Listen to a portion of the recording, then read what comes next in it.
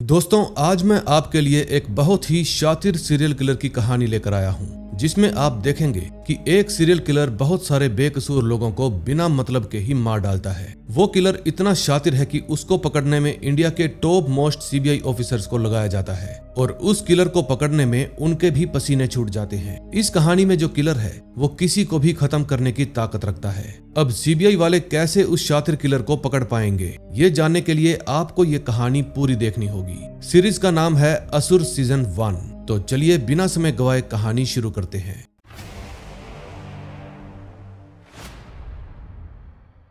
First episode की शुरुआत past से होती है। समय है 11 साल पहले का। तभी हम देखते हैं कि वाराणसी के एक मंदिर में दो बाप बेटा पूजा कर रहे थे, लेकिन बेटे की शक्ल देखकर ऐसा लग रहा था जैसे वो पूजा करने में बिल्कुल भी इंटरेस्टेड नहीं है। फिर पूजा खत्म हो जाने के बाद वो दोनों एक कश्ती में बैठकर घर जाने लगते हैं। तभी रास्ते में जाते वक्त उस आदमी को खांसी आने लगती है, इसलिए वो अपने बेटे से उसके पास रखा लोटा मांगता है, क्योंकि उस लोटे के अंदर पीने वाला पानी था। अब वो लड़का अपने बाप को पानी दे तो देता है, लेकिन काफी देर तक वो उनको बस घूरता ही रहता है। फिर उसका बाप पूछता है कि आखिर तू मुझे ऐसे क्यों घूर रहा है, लेकिन उसका बेटा कुछ भी जवाब नहीं देता। इस आदमी का नाम है राधाचरण और इसके बेटे का नाम है शुभ। तभी थोड़ी देर बाद राधाचरण बेहोश हो जाता है और सीधा पानी में गिर जाता है, लेकिन अभी भी शुभ के चेहरे पर कोई भी हाव भाव नहीं थे, क्योंकि उसको अपने पिता के पानी में गिरने से रत्ती भर भी फर्क नहीं पड़ रहा था। तभी हम देखते हैं कि उसी जगह के पास में ही कुछ अघोरी पूजा कर रहे थे और फिर शुभ उनके ही पास चला जाता है। वहां मौजूद अघोरी शुभ को बहुत ही अजीब नजरों से देखने लगते हैं, जैसे उसमें कुछ अलग हो। फिर वो सभी मिलकर शुभ के पूरे शरीर पर राख मल देते हैं। तभी शुभ अपनी मुट्ठी खोलता है, जिसके अंदर एक कटी हुई उंगली थी। अब ये उंगली उसके पिता की थी या फिर किसी और की, ये हमें आगे पता चलेगा।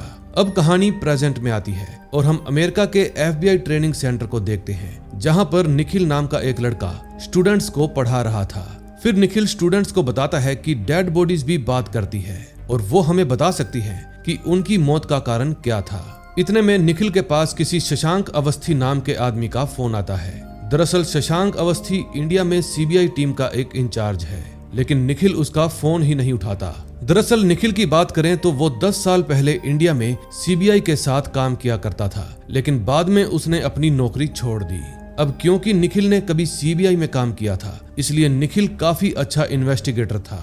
तभी उसके पास उसका दोस्त अर्जुन आता है, जो कि निखिल से हेल्प मांगने के लिए आया था, क्योंकि उसे भी एक केस के बारे में ही जानना था। तभी वो निखिल को एक डेड बॉडी की फोटो दिखाता है और पूछता है कि क्या तुम बता सकते हो कि इसको किसी ने मारा है या फिर हार्ट अटैक के कारण इसकी मौत हुई है। फिर अर्जुन निखिल को उस आदमी की कुछ मेडिकल रिपोर्ट्स दिखाता है। फिर उन सबको अच्छे से चेक करके निखिल बताता है कि इस आदमी का मर्डर हुआ है। फिर अर्जुन निखिल को थैंक यू कहकर वहां से चला जाता है। दरअसल अर्जुन ऐसे ही कई बार निखिल से हेल्प लेने के लिए आता रहता है और निखिल की इन्वेस्टिगेशन स्किल्स इतनी अच्छी है कि अर्जुन निखिल पर आंख बंद करके भरोसा करता है। अगले सीन में हम दिल्ली में रहने वाली एक औरत को देखते हैं, जो कि किचन में कुछ काम कर रही थी। तभी उसके पीछे एक आदमी आ जाता है और उस औरत का सिर पकड़कर जोर से शेल्फ पर दे मारता है। ये हमला इतना ज्यादा तेज था कि उस औरत के सिर से खून निकलने लगता है। फिर वो आदमी उस औरत का सिर एक गर्म ओवन में डाल देता है और उसका पूरा चेहरा जला देता है। अब ये किलर यहीं पर नहीं रुकता,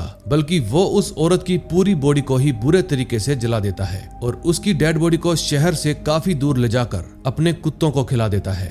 देखने में उस औरत की मौत बहुत ही ज्यादा दर्दनाक लग रही थी। दूसरी तरफ अमेरिका में निखिल काम के बाद अपने घर आ जाता है। दरअसल निखिल एक शादीशुदा आदमी है, जिसकी पत्नी का नाम नैना है। इन दोनों की एक रिया नाम की बेटी भी है। फिर घर आते ही निखिल नैना से कहता है कि मैं इस जॉब से बोर हो गया हूँ, इसलिए अब मैं फिर से दिल्ली जाकर सीबीआई ज्वाइन करना चाहता हूँ। लेकिन नैना जब ये बात सुनती है तो निखिल पर गुस्सा होने लगती है और कहती है कि तुमने खुद अपनी सीबीआई वाली जॉब छोड़ी थी, किसी ने तुम पर प्रेशर नहीं डाला था और अब तुम उसको फिर से ज्वाइन करना चाहते हो। यहाँ कोई मजाक चल रहा है क्या? दरअसल नैना चाहती थी कि निखिल हमेशा ही उसके साथ रहे, क्योंकि जब वो लास्ट टाइम सीबीआई की जॉब में था तो कई दिनों तक वो घर नहीं आया करता था। तभी नेक्स्ट डे दिल्ली में पुलिस को एक लाश मिलती है, जिसकी हालत बहुत ही ज्यादा बुरी थी और उस लाश के चेहरे पर एक अजीब सा दिखने वाला मास्क भी लगा हुआ था। अब इस लाश की इन्वेस्टिगेशन दिल्ली पुलिस को ना देकर सीबीआई को सौंप दी जाती है। तभी सीबीआई ऑफिसर लोलार्क अपने साथी ऑफिसर को कहता है कि मैंने अपने 15 साल के करियर में ऐसा केस कभी नहीं देखा। फिर जैसे ही पुलिस वाले लाश के ऊपर से मास्क उतारते हैं तो उनको पता चलता है कि इस लाश का चेहरा इतने बुरे तरीके से गल गया है कि वो मास्क एज इट इज उस बॉडी के शक्ल पर छप गया है। दूसरी तरफ अमेरिका में रिया निखिल के फोन में कार्टून देख रही थी। तभी निखिल के फोन में एक नोटिफिकेशन आता है। तभी जब रिया नोटिफिकेशन पर क्लिक करती है तो उसके सामने उस लाश की फोटो आ जाती है जो कि किसी अननोन इंसान ने निखिल के पास भेजी थी। तभी रिया जब उस फोटो को देखती है तो काफी ज्यादा घबरा जाती है और चीखने लगती है। फिर उसकी चीख सुनकर निखिल और नैना दोनों ही जाग जाते हैं। फिर निखिल रिया से अपना फोन वापस ले लेता है और जब वो उस फोटो को देखता है तो उसको भी वो फोटो काफी अजीब लगती है। अगले सीन में हम सीबीआई ऑफिसर धनंजय राजपूत को देखते हैं जो कि फोरेंसिक लेबोरेटरी का सीनियर डॉक्टर है। जब उसे पता चलता है कि सीबीआई को एक लाश मिली है तो वो जल्दी से अपनी लेबोरेटरी पहुंच जाता है जहां उसकी मुलाकात दूसरी ऑफिसर निसरत से होती है। फिर जब वो निसरत से लाश के बारे में पूछता है तो निसरत बताती है कि कुत्तों ने लाश का बहुत ही बुरा हाल कर दिया है, इसलिए लाश की आइडेंटिटी पता करना बहुत ही ज्यादा मुश्किल हो रहा है। फिर धनंजय निसरत को और ज्यादा मेहनत करने के लिए कहता है और उसके बाद अपने ऑफिस में चला जाता है क्योंकि धनंजय को अपनी वाइफ की बहुत याद आ रही थी। इसलिए वो अपनी वाइफ संध्या को मैसेज करता है, लेकिन संध्या उसको कल बात करने के लिए कहती है क्योंकि वो काफी बिजी चल रही थी। दूसरी तरफ नैना निखिल से पूछती है कि तुम्हारे पास कल रात वो तस्वीर किसने भेजी थी। फिर निखिल अपनी वाइफ नैना को बताता है कि इंडिया में पिछले कुछ दिनों से अलग अलग जगह पर मर्डर हो रहे हैं और कल सीबीआई वालों को ठीक वैसी ही एक और लाश मिली है। फिर वो बताता है कि पिछले कुछ दिनों से मुझे भी एक अननोन नंबर से ऐसे ही लाशों की तस्वीरें आ रही हैं। अब मुझे लगता है कि सीबीआई वाले मुझे हाई पोस्ट पर नौकरी देने की बात कर रहे हैं ताकि मैं उस नौकरी को ज्वाइन करके वहां पर जाकर उस कातिल को ढूंढ सकूं। लेकिन नैना तो अभी भी नहीं चाहती थी कि निखिल वहां पर जाए क्योंकि वो उसको हमेशा ही अपने साथ देखना चाहती थी, लेकिन निखिल ने इंडिया जाने का मन बना लिया था। दूसरी तरफ सीनियर ऑफिसर धनंजय और निसरत दोनों ही बॉडी की ऑटोप्सी करना शुरू कर देते हैं। तभी वो देखते हैं कि बॉडी के लेफ्ट पांव की एक लैटरल फिंगर गायब है और लेफ्ट हैंड की भी 2 लैटरल फिंगर्स गायब हैं और इसी के साथ राइट हैंड की एक इंडेक्स फिंगर भी गायब है। तभी एक्सरे देखने पर धनंजय को उन कटी हुई उंगलियों में एक अजीब सा पैटर्न दिखाई देता है। अब धनंजय को लग रहा था कि शायद लेफ्ट हैंड की लैटरल फिंगर किसी ने उखाड़ी है, लेकिन राइट हैंड की इंडेक्स फिंगर को देखकर ऐसा लग रहा था जैसे किसी ने उसको तीखे हथियार से काटा है। अब धनंजय समझ जाता है कि राइट हैंड वाली जो उंगली थी वो खूनी ने काटी है, लेकिन बाकी की उंगलियों को कुत्तों ने खाया है, इसीलिए उनमें अजीब सा पैटर्न है। फिर ऑटोप्सी करने के बाद धनंजय एक मीटिंग रखता है जिसके अंदर निसरत सभी को बताती है कि जो पिछली 2 लाशें मिली थी उनमें भी बिल्कुल सेम ही पैटर्न में उंगलियां काटी गई थी। लेकिन अजीब बात यह है कि हमें सिर्फ अब वाली बॉडी के ऊपर ही मास्क मिला है, पिछली बॉडीज के ऊपर कोई भी मास्क नहीं लगा हुआ था। फिर धनंजय कहता है कि शायद खूनी हमें कुछ बताने की कोशिश कर रहा है। फिर वो निसरत को उस बॉडी की फेशियल रिकंस्ट्रक्शन के लिए भेज देता है। अब कहानी जाती है पास्ट में, जहां हमें पता चलता है कि पहले Dhananjay national institution of forensic में पढ़ाया करता था और उस वक्त निखिल धनंजय का स्टूडेंट था। निखिल को देखकर धनंजय को पहले ही समझ में आ गया था कि निखिल काफी होनहार स्टूडेंट है, लेकिन आज के वक्त निखिल और धनंजय में कुछ ज्यादा खास नहीं बनती और धनंजय की वजह से ही निखिल ने अपनी जॉब छोड़ी थी। तभी प्रोजेक्ट में धनंजय के पास एक सीडी आती है। फिर जब वो उस सीडी को प्ले करके सुनता है तो उसके अंदर उसी खूनी की आवाज रिकॉर्ड थी जिसने वो 3 खून किए थे। तभी ध्यान से सुनने पर उसको पता चलता है कि कातिल शुद्ध हिंदी में बोल रहा है, इसलिए वो सब अनुमान लगाते हैं कि शायद कातिल ईस्ट यूपी से हो सकता है। दूसरी तरफ अमेरिका में निखिल नैना को भी अपने साथ इंडिया चलने के लिए कहता है, लेकिन नैना इंडिया आने से साफ साफ इनकार कर देती है। फिर वो कहती है कि मैंने अमेरिका में अपनी लाइफ को बहुत ही मुश्किल से सेट किया है, इसलिए मैं वापस जाकर इसको खराब नहीं करना चाहती, लेकिन मैं तुम्हें नहीं रोकूंगी, तुम जा सकते हो, लेकिन हाँ तुम्हें हर रोज हमारे पास फोन करना होगा। अगले सीन में हम धनंजय को देखते हैं जो ड्राइव करके अपने घर पर जा रहा था। तभी उसके पास लोलार की कॉल आती है और वो बताता है कि हमें बीच रास्ते में एक गाड़ी मिली है जो कि बिल्कुल ही खाली है। फिर धनंजय कहता है कि जब तक मैं वहां पर ना पहुंच जाऊं तब तक कोई भी गाड़ी को हाथ नहीं लगाएगा। फिर वो जल्दी से गाड़ी के पास पहुंच जाता है और वहां जाकर वो जैसे ही गाड़ी का दरवाजा खोलता है उसके अंदर आग लग जाती है। ये सब देखकर धनंजय समझ जाता है कि खूनी बहुत ही चालाक किस्म का आदमी है और उसको पता था कि पुलिस वालों को गाड़ी में कोई ना कोई सबूत मिल ही जाएगा, इसलिए उसने गाड़ी को जला दिया। फिर धनंजय अपने घर चला जाता है और वहां जाकर वो देखता है कि उसके घर के बाहर कुछ पार्सल पड़े हुए हैं। फिर वो उन सभी पार्सल्स को घर के अंदर ले जाता है। फिर जब वो उन पार्सल को खोलकर देखता है तो उसे उनमें एक सीडी मिलती है जिसके अंदर धनंजय की वाइफ संध्या की वीडियो थी। उस वीडियो के अंदर एक आदमी संध्या को बहुत ही बेरहमी से मार रहा था। दरअसल ये वही औरत थी जिसको हमने एपिसोड की शुरुआत में देखा था, यानी कि वो औरत कोई और नहीं बल्कि धनंजय की वाइफ संध्या थी। दूसरी तरफ फोरेंसिक लैब में भी निसरत को उस बॉडी के साथ मैच करती हुई फोटो मिल जाती है और वो फोटो किसी और की नहीं बल्कि संध्या की ही थी। फिर निसरत धनंजय को फोन करती है, लेकिन धनंजय उस समय संध्या वाली वीडियो देख रहा था, इसलिए वो निसरत का फोन नहीं उठाता। अब सेकंड एपिसोड में देखेंगे क्या होता है।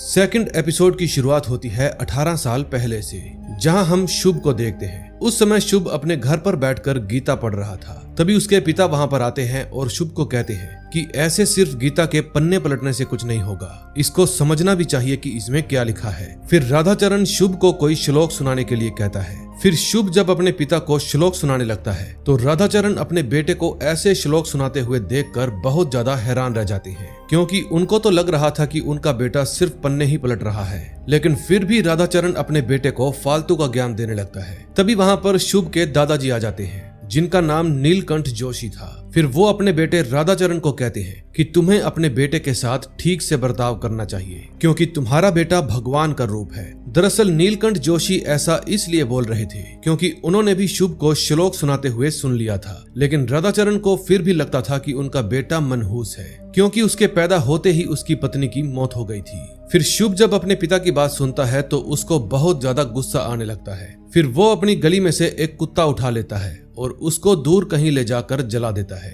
अब कहानी प्रेजेंट में आती है। तभी हम धनंजय को देखते हैं जो अपनी पत्नी की मौत की वजह से काफी ज्यादा सदमे में था। उस समय उनके घर पर बाकी के सभी सीबीआई ऑफिसर भी आए हुए थे। तभी शशांक धनंजय से पूछता है कि क्या तुम्हारी किसी के साथ दुश्मनी थी।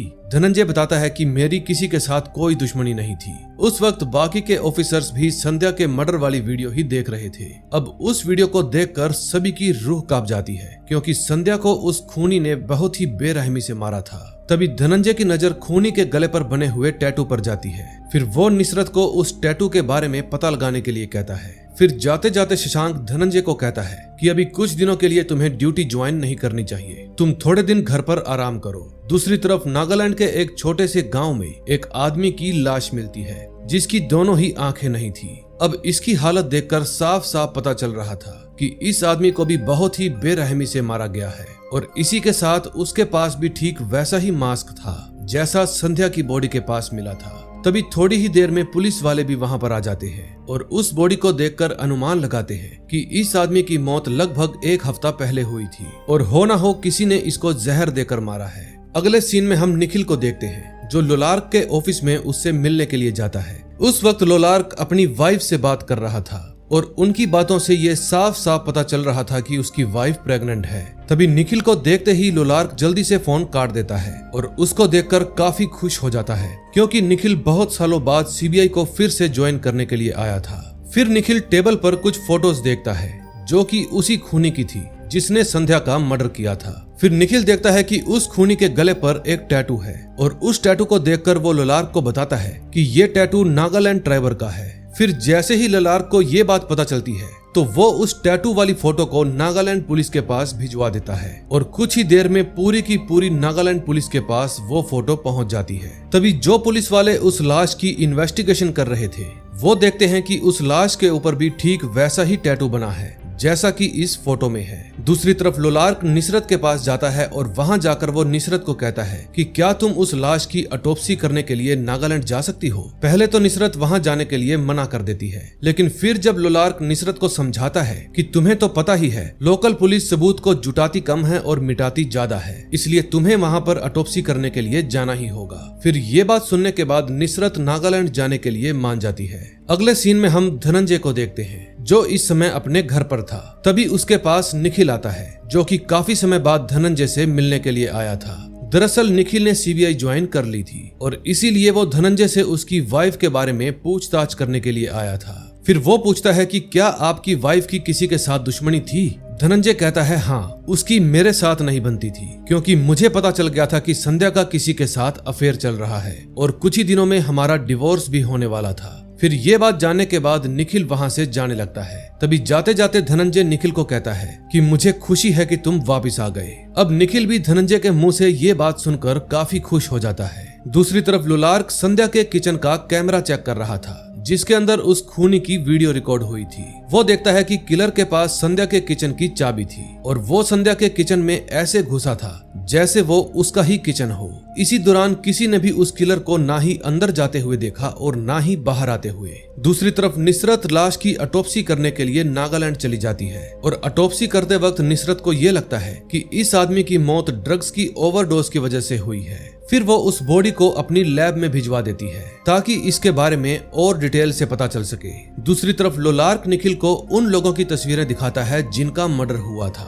तभी निखिल संध्या की डेड बॉडी की तस्वीर देखता है और बहुत ही ज्यादा हैरान रह जाता है, क्योंकि खूनी ने सिर्फ संध्या की ही बॉडी को बहुत बुरे तरीके से डिसफिगर कर दिया था। तभी लुलार्क अपने घर जाने के लिए निकल जाता है, क्योंकि आज उसको कुछ काम था। उसके जाने के तुरंत बाद ऑफिस में निसरत आ जाती है, जो कि अभी अभी ही नागालैंड से वापस आई थी। फिर वो निखिल को ऑफिस में देखकर काफी हैरान रह जाती है, क्योंकि निखिल ने पूरे 7 साल बाद सीबीआई ज्वाइन की थी। अब क्योंकि उस आदमी की बॉडी लैब में पहुंचा दी गई थी, इसलिए निसरत और निखिल दोनों ही उस बॉडी को चेक करने के लिए जाते हैं। तभी ऑटोप्सी के वक्त निखिल देखता है कि इस आदमी को बड़ी ही तैयारी के साथ मारा गया है और इस तरीके से मारा गया है कि जैसे पुलिस को लगे कि ये नेचुरल डेथ है। फिर ऑटोप्सी के बाद निखिल, निसरत और लुलार्क तीनों रसूल के पास जाते हैं। फिर रसूल उनको बताता है कि हमें संध्या मैम की कार में से एक हिडन कैमरा और एक जीपीएस ट्रैकर भी मिला है, यानी कि कोई उन पर नजर रखे हुए था। और उस दिन संध्या मैम के फोन से सिर्फ और सिर्फ धनंजय सर के पास ही मैसेज किए गए थे। अब ये बात सुनते ही सभी का शक धनंजय सर पर जाता है, लेकिन सीबीआई का एक रूल है कि जब तक उन्हें कोई पक्का सबूत नहीं मिल जाता तब तक वो कोई भी एक्शन नहीं ले सकते। फिर निखिल निसरत से पूछता है कि तुमने संध्या मैम की ऑटोप्सी में कोई अजीब बात नोट की? फिर निसरत बताती है कि हाँ, ऑटोप्सी के वक्त मुझे बहुत ही अजीब बात पता चली। मैंने देखा था कि संध्या मैम ने लेट अबॉर्शन करवाया था और इस वजह से उनकी बॉडी में काफी सारे ब्लड क्लॉट्स भी बन गए थे। फिर निसरत की बातें सुनने के बाद निखिल बताता है कि धनंजय सर ने भी मुझे संध्या मैम के अफेयर के बारे में बताया था और संध्या मैम ने अबॉर्शन इसलिए करवाया था क्योंकि हो सकता है कि वो बच्चा धनंजय सर का नहीं बल्कि उनके प्रेमी का हो। फिर निसरत कहती है, सर ये उनका पर्सनल मामला है, इसलिए हमें इस बारे में कोई भी बात नहीं करनी चाहिए। तभी कुछ देर बाद जब लुलार्क अपने ऑफिस में आता है तो देखता है कि रसूल धनंजय के ऑफिस में है। फिर लुलार्क उससे पूछता है कि आखिर तुम इतनी रात को यहाँ पर क्या कर रहे हो? फिर रसूल उनको अपने ऑफिस में ले जाता है और बताता है कि संध्या मैम की कार में हमें जो कैमरा और जीपीएस ट्रैकर मिला था वो धनंजय सर के कंप्यूटर से ही ऑपरेट हुए थे।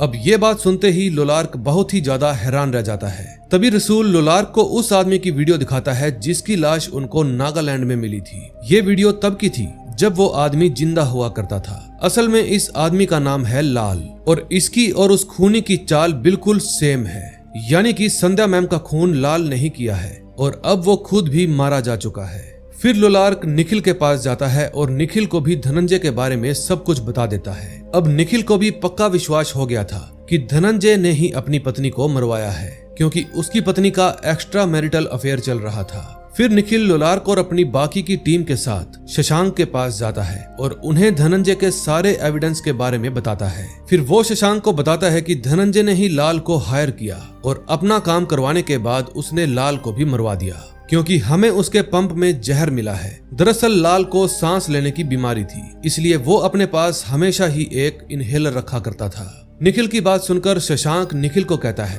कि हमारे पास धनंजय के खिलाफ कोई पुख्ता सबूत नहीं है, इसलिए हम बिना सबूत के उस पर एक्शन नहीं ले सकते। फिर निखिल उनको कुछ पैसे दिखाता है जो कि उन्हें लाल के घर पर मिले थे। फिर वो बताता है कि इन पैसों पर से धनंजय के फिंगरप्रिंट्स मिले हैं। अब शशांक के पास धनंजय के खिलाफ पुख्ता सबूत हो गए थे, इसलिए वो धनंजय को अरेस्ट करने का ऑर्डर दे देता है। लेकिन इससे पहले निखिल धनंजय के पास जाता है और वहां जाकर उसको सारे एविडेंस दिखाता है। फिर धनंजय कहता है कि तुम सभी ऐसा कैसे सोच सकते हो कि मैंने ही मेरी वाइफ संध्या को मारा है। फिर निखिल कहता है, मैं आपको अच्छे से जानता हूँ, आप ऐसा कर सकते हैं। फिर ये बात सुनते ही धनंजय कहता है कि वो मेरा पास्ट था, अब वो किस पास्ट के बारे में बात कर रहे थे वो हमें आगे पता चलेगा। लेकिन धनंजय निखिल को बार बार यही समझाने की कोशिश करता है कि कोई मुझे फंसाने की कोशिश कर रहा है, लेकिन उसके बार बार समझाने पर भी निखिल को तो बस यही विश्वास था कि धनंजय ने ही अपनी पत्नी को मारा है। इतने में और पुलिस वाले भी धनंजय के घर पर पहुंच जाते हैं और उसको अरेस्ट कर लेते हैं। फिर जाते जाते धनंजय निखिल को कहता है कि ये केस इतना आसान नहीं है, अभी तो बस शुरुआत हुई है। अगले सीन में हम उस मिस्टीरियस खूनी को देखते हैं जो कि पूरी की पूरी सीबीआई के ऊपर नजर रखे हुए था। अब इस बात से ये बात साफ हो जाती है कि धनंजय अपनी पत्नी का खूनी नहीं है, बल्कि उसको फंसाया जा रहा है। अब नेक्स्ट एपिसोड में देखेंगे क्या होता है। थर्ड एपिसोड की शुरुआत पास्ट से होती है, जहां पर शुभ के दादा शुभ को एक साइकोलॉजिस्ट के पास लेकर जाते हैं। फिर साइकोलॉजिस्ट शुभ को एक किताब पढ़ने के लिए देता है। शुभ उस किताब का सिर्फ एक ही पन्ना पढ़ता है और फिर वो उस किताब को दूर कर देता है। अब उसको ऐसा करते हुए देखकर साइकोलॉजिस्ट को लगता है कि शुभ को किताबें पढ़ने में कोई इंटरेस्ट नहीं है। तभी दादाजी बताते हैं कि शुभ को इंग्लिश पढ़नी नहीं आती, इसलिए इंग्लिश किताब देने का कोई फायदा नहीं। लेकिन उसी वक्त शुभ उन्हें उस किताब में जो कुछ भी लिखा हुआ था उसे मुंह जुबानी पढ़कर सुनाने लगता है। ये देखकर सभी लोग हैरान रह जाते हैं। फिर डॉक्टर शुभ को कुछ टेस्ट देता है और वो टेस्ट भी शुभ बहुत ही आसानी से पास कर लेता है। ये देखकर डॉक्टर शुभ के दादाजी को बताता है कि आपका पोता गॉड गिफ्टेड है, क्योंकि आपके पोते का IQ लेवल बहुत ही हाई है और ऐसे लोग दुनिया बदलने की ताकत रखते हैं। फिर डॉक्टर शुभ से पूछता है कि तुम बड़े होकर क्या बनना चाहते हो। फिर शुभ उनको जवाब देता है कि मैं बड़ा होकर एक असुर बनूंगा। फिर शुभ की बात सुनकर दादाजी बताते हैं कि इसका बाप इसे बचपन से ही असुर और राक्षसों के नाम से बुलाता है, इसलिए अब ये चीजें इसके दिमाग में बैठ गई हैं। फिर डॉक्टर सलाह देता है कि आपको शुभ के सामने ऐसी बातें नहीं करनी चाहिए, क्योंकि जब तक शुभ बड़ा होगा तब तक उसे ऐसे ही लगने लगेगा कि वो असुर है और फिर वो इस दुनिया को तबाह भी कर सकता है। तभी शुभ की नजर उस हॉस्पिटल में पड़े हुए एक स्केलेटन पर पड़ती है और फिर वो उस स्केलेटन के हाथ की इंडेक्स फिंगर तोड़ देता है। अब कहानी प्रेजेंट में आती है। तभी हम देखते हैं कि निखिल अपने घर में सो रहा था, लेकिन तभी उसके फोन में एक अननोन नंबर से कुछ लोकेशन के कोऑर्डिनेट्स आते हैं। फिर निखिल जल्दी से लुलार्क को फोन करके उन कोऑर्डिनेट्स के बारे में बताता है और फिर वो दोनों जल्दी से अपने ऑफिस में पहुंच जाते हैं। ऑफिस में जाकर निखिल रसूल से इन कोऑर्डिनेट्स को स्कैन करने के लिए कहता है। फिर स्कैन करने के बाद रसूल उन्हें बताता है कि ये तीनों कोऑर्डिनेट्स अलग अलग जगह के हैं। पहली लोकेशन कोलकाता की है, दूसरी गुरुग्राम की और तीसरी दिल्ली की। फिर निखिल जल्दी से वो सारी की सारी लोकेशन पुलिस वालों को भेज देता है। तभी हम देखते हैं कि कोलकाता वाले सीन में कातिल ने एक बूढ़े आदमी को अपनी कार में ही मार दिया था और ये भी एक वेल प्लान्ड मर्डर था, क्योंकि कातिल ने कार की कार्बन मोनोक्साइड पाइप को कार में ही लगा दिया था। फिर उसने कार की सिक्योरिटी लॉक को हैक कर लिया, जिसके कारण उसके अंदर बैठा आदमी बाहर ना आ सके और कुछ ही देर में उस आदमी की दम घुटने के कारण मौत हो जाती है, जो कि बिल्कुल नेचुरल लग रही थी। दूसरी तरफ पुलिस वाले गुरुग्राम के कोऑर्डिनेट से मिली हुई लोकेशन पर पहुंचते हैं तो देखते हैं कि लोकेशन एक शमशान घाट की थी। ये सब निखिल भी देख रहा था और फिर उसकी पूरी की पूरी टीम का दिमाग खराब हो जाता है, क्योंकि शमशान घाट में एक नहीं बल्कि सैकड़ों लाशें थी। अब बारी आती है तीसरी लोकेशन की, जो कि दिल्ली में एक फैक्ट्री की थी। तभी उसके अंदर भी जांच पड़ताल करने के बाद पुलिस को कुछ भी नहीं मिलता और ये देखकर निखिल समझ जाता है कि खूनी उन्हें कुछ बताने की कोशिश कर रहा है। अगले सीन में हम धनंजय को देखते हैं, जो जेल में पुलिस वालों से पेपर और पेन मांग रहा था, लेकिन पुलिस वाला धनंजय को कोई भी नुकीली चीज देने से इनकार कर देता है, क्योंकि ये जेल के रूल्स के खिलाफ है। लेकिन थोड़ी देर बाद वही पुलिस वाला धनंजय को कुछ चौक ला कर देता है, ताकि वो जो कुछ भी लिखना चाहता है इस चौक की हेल्प से दीवारों पर लिख सके। दूसरी तरफ सीबीआई ऑफिस में निखिल अपनी वाइफ से वीडियो कॉल में बात कर रहा था। तभी नैना निखिल को बताती है कि मैं और रिया इंडिया आ रहे हैं। फिर निखिल ये बात जानकर काफी खुश हो जाता है। तभी वो नैना के हाथ का अंगूठा देखता है, जिस पर चोट लगी हुई थी। फिर जब वो नैना से उस चोट के बारे में पूछता है तो नैना बताती है कि ये चोट मुझे कल ड्रॉअर की वजह से लग गई। तभी ड्रॉअर का नाम सुनते ही निखिल सोच में पड़ जाता है और जल्दी से गुप्ता जी के पास जाता है, जो कि सारे एविडेंस को संभालने का काम करते हैं। फिर निखिल गुप्ता जी से वही पैसे मांगता है जो लाल के घर से मिले थे और उन्हें एक बार फिर से लैब टेस्ट के लिए भेज देता है। फिर गुप्ता जी निखिल से पूछते हैं कि आखिर इन पैसों को फिर से लैब टेस्ट के लिए क्यों भेज रहे हो, लेकिन उस वक्त निखिल उन्हें कुछ भी नहीं बताता। फिर निखिल दिल्ली की उस लोकेशन पर आ जाता है जहां के उसे कोऑर्डिनेट्स मिले थे। फिर वहां पहुंचकर वो देखता है कि दीवार पर टाइमर लगा है, जिसके ऊपर सिर्फ 9 घंटे बचे थे।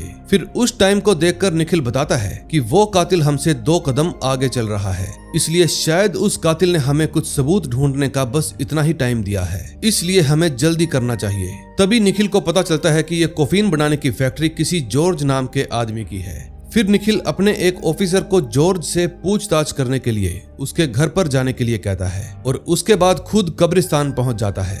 वहां पर वो उस कब्र को ढूंढने की कोशिश करता है जिसके बारे में कातिल उसको बताना चाहता था, लेकिन इतनी सारी कब्रों को खोदना बहुत ही मुश्किल काम था। फिर निखिल वहां से जाने लगता है, लेकिन जाते जाते निखिल देखता है कि वहां पर मौजूद एक कुत्ता एक गाड़ी की तरफ देखकर भौंक रहा था, जो कि वहां पर काफी टाइम से बंद पड़ी थी, लेकिन निखिल उस पर इतना ध्यान नहीं देता।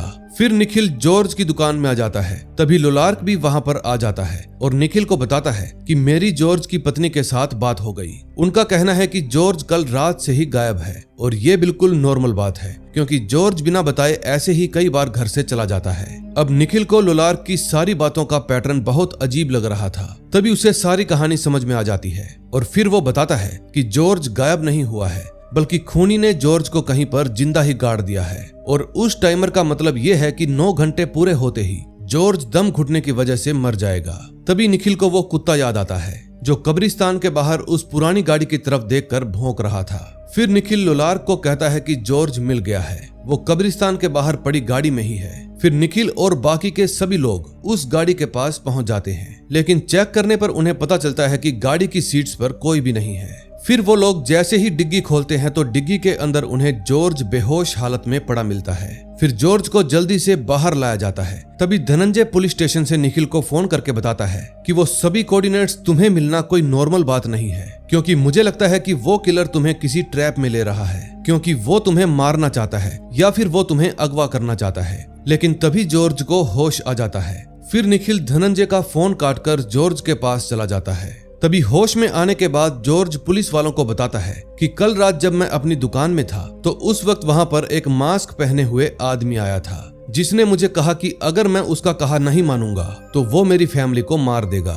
साहब, वो मेरी शॉप के किसी कोफीन में आदमी डालने की बात कर रहा था और फिर कुछ देर बाद उसने मुझे भी बेहोश कर दिया। अब जॉर्ज की बातें सुनकर निखिल समझ जाता है कि कोफीन में बंद आदमी को बचाने के लिए बहुत कम समय बचा है, इसलिए वो जल्दी से अपनी टीम को काम पर लगा देता है। अब उस कोफीन को ढूंढते ढूंढते उन्हें रात हो जाती है और अब उनके पास केवल 10 मिनट ही बचे थे, क्योंकि पूरे 10 मिनट बाद उस कोफीन की ऑक्सीजन खत्म होने वाली थी। तभी निखिल दिमाग लगाता है और सभी को बताता है कि जमीन पर कोफीन घिसटने के निशान देखो, क्योंकि कोफीन भारी होने की वजह से खूनी उस कोफीन को घसीट कर ही लाया होगा। तभी थोड़ी देर बाद उन्हें वो कोफीन मिल जाती है। फिर जैसे ही 2 पुलिस वाले उस कोफीन को खोलते हैं, तभी उसमें से एक छोटा सा धमाका होता है तो उसके अंदर से धुआं निकलने लगता है, जिसकी वजह से कोफीन में पड़े बहुत सारे ब्लेड्स पुलिस वालों पर जाकर लगते हैं और काफी सारे पुलिस वाले मारे जाते हैं। अब जितने भी पुलिस वाले उन ब्लेड से बच गए थे वो सभी उस गैस के कारण बेहोश हो जाते हैं। अब निखिल भी उस गैस की वजह से बेहोश हो गया था। तभी हम देखते हैं कि सभी के बेहोश होने के बाद उस कोफीन में से एक मास्क मैन निकलता है और ये कोई और नहीं बल्कि वही खूनी था, जो बिना किसी डर के उन सभी पुलिस वालों के बीच में आकर खड़ा हो जाता है। फिर वो खूनी निखिल को उठाकर अपने साथ ले जाता है और एक कमरे के अंदर बंद कर देता है। दरअसल वो खूनी निखिल को ही अगवा करके लाया था, यानी कि धनंजय जो बोल रहा था वो बिल्कुल सच था। अब नेक्स्ट एपिसोड में देखेंगे क्या होता है। 4th एपिसोड की शुरुआत में हमें 11 साल पहले का सीन दिखाया जाता है, जहां पर राधाचरण जोशी अपने बेटे शुभ के साथ पूजा कर रहे थे। दरअसल ये पूजा धनंजय के लिए ही हो रही थी। उस समय शुभ बार बार अपने पिता को ही घूर रहा था और ये चीज धनंजय भी नोटिस कर लेता है, लेकिन उस वक्त वो शुभ पर इतना ध्यान नहीं देता। फिर पूजा के काफी समय बाद धनंजय देखता है कि पंडित राधाचरण जोशी की पानी में डूबने की वजह से मौत हो गई है और फिर जब वो उनके पास जाकर देखता है तो देखता है कि राधाचरण की मौत जहर खाने से हुई है, क्योंकि उसके होंठ नीले पड़ गए थे। उस समय शुभ भी वहीं पर ही खड़ा था। फिर धनंजय जब शुभ को देखता है तो उसे बहुत ज्यादा अजीब लगता है, क्योंकि शुभ को अपने पिता की मौत का बिल्कुल भी दुख नहीं था। वो बस बुत बनकर अपने पिता की लाश को देखे जा रहा था और फिर वो थोड़ी देर बाद वहां से चला जाता है। अब यहाँ एक बात तो क्लियर हो गई थी कि शुभ और धनंजय एक दूसरे को पहले से ही जानते थे। अब कहानी प्रेजेंट में आती है। तभी हम देखते हैं कि धनंजय जो कि जेल में बंद था, वो चौक से दीवारों पर कुछ जरूरी इंफॉर्मेशन लिख रहा था, जो कि शायद इसी केस के साथ जुड़ी थी। दूसरी तरफ पूरी की पूरी सीबीआई टीम निखिल को ट्रैक करने की कोशिश कर रही थी, क्योंकि निखिल का कल रात 12 बजे से कोई भी अता पता नहीं था। तभी रसूल शशांक को बताता है कि अभी अभी निखिल का फोन ऑन हुआ है। फिर जैसे ही रसूल फोन की लोकेशन निकालने की कोशिश करता है तो उसकी लोकेशन दुनिया की सैकड़ों जगह पर शो करने लगती है। अब इस बात से सभी लोग और भी ज्यादा परेशान हो जाते हैं। तभी हम नैना को देखते हैं, जो निखिल से मिलने के लिए दिल्ली आ गई थी, और फिर वो सीधा निखिल के ऑफिस में आ जाती है। तभी निसरत आकर नैना को बताती है कि निखिल कल रात से गायब है, उसे किसी ने किडनैप कर लिया है और उसको ढूंढने के लिए सीबीआई की 3 टीमें लगी हुई हैं। मुझे उम्मीद है कि निखिल सर हमें बहुत जल्द मिल जाएंगे। अब निसरत की बात सुनकर नैना बहुत ही ज्यादा परेशान हो जाती है, क्योंकि नैना को तो ये भी नहीं पता था कि निखिल अभी जिंदा है या नहीं।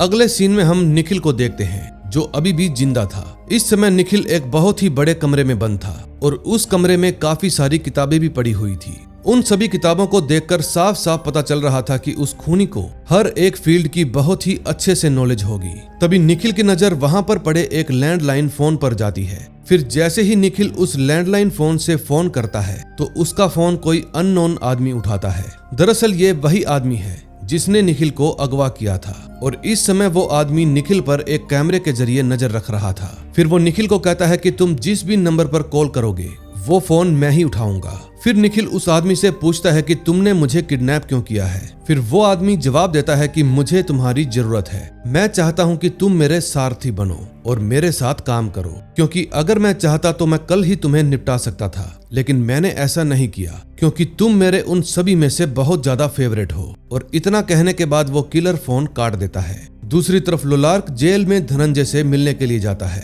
फिर धनंजय उससे पूछता है कि तुम यहाँ क्यों आए हो, निखिल क्यों नहीं आया। तभी धनंजय उनको बताता है कि निखिल को अगवा कर लिया गया है, मुझे तो डर है कि कहीं खूनी ने उसके साथ कुछ गलत ना कर दिया हो। फिर धनंजय कहता है कि ऐसा कुछ भी नहीं होगा, क्योंकि अगर खूनी निखिल को मारना चाहता तो वो उसे कल ही मार देता, लेकिन वो निखिल को मारने की बजाय अपने साथ ले गया। इसलिए मुझे पूरा यकीन है कि निखिल जहाँ भी है अभी भी जिंदा है। फिर लोलार्क धनंजय को कुछ पुरानी केस फाइल्स देता है। दरअसल इन केस फाइल्स के अंदर उन केसेस की इंफॉर्मेशन थी जिसको निखिल और धनंजय ने एक साथ सोल्व किया था, और लोलार्क ये फाइल इसलिए लेकर आया था क्योंकि सभी को शक था कि खूनी कोई ऐसा इंसान है जिसकी निखिल और धनंजय के साथ पर्सनल दुश्मनी है, क्योंकि खूनी इन दोनों को ही ज्यादा टारगेट कर रहा था। दूसरी तरफ निखिल के पास लैंडलाइन पर फिर से फोन आता है, लेकिन निखिल गुस्से में आकर उस लैंडलाइन की वायर ही निकाल देता है ताकि खूनी बार बार उसको फोन करके तंग ना कर पाए। लेकिन तभी दीवार पर लगे टीवी पर